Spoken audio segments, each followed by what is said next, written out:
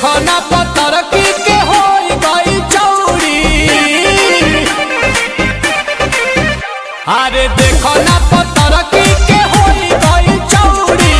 हाथ बिया आलू प्याज के पकौड़ी। पैसा ना कौड़ी बाजार करे छौड़ी।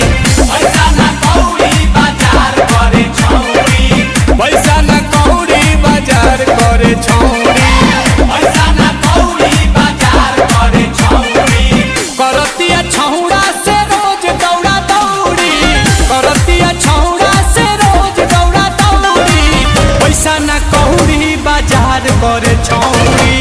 पैसा ना कौड़ी बाजार करे छौड़ी। पैसा ना कौड़ी बाजार करे छौड़ी।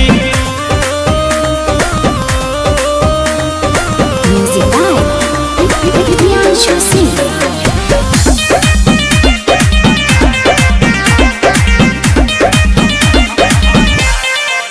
जब से चढ़ल बा जवानी एकरा भइल बा जानी। तो खाली घूमे ले होटल होटल पिए बोतल से पानी। पिए बोतल से पानी। जब से चढ़ल बा जवानी एकरा भइल बा जानी। खाली घूमे ले होटल होटल पिए बोतल से पानी। एहो चबकेल छोला में डाल के कचौड़ी। भइल चटोरी त मांगेले औरी।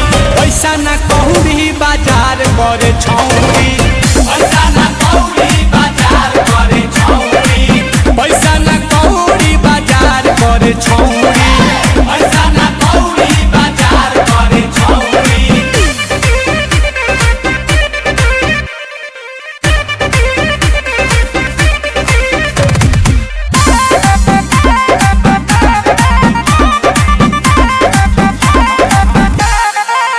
रोज नया नया मुर्गा के ही कतल करेले।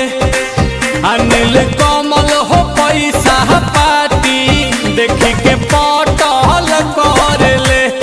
पैसा पटल करेले। रोज नया नया मुर्गा देखी के कतल करेले। किनिल कमल हो पैसा के पाती देखी के पटल करेले। आंसू प्रियांशु के बोल देले सौरी। दूरही से दिल पर चलावेले हथौड़ी। पैसा ना कौड़ी बाजार करे छौड़ी। पैसा ना कौड़ी बाजार करे छौड़ी।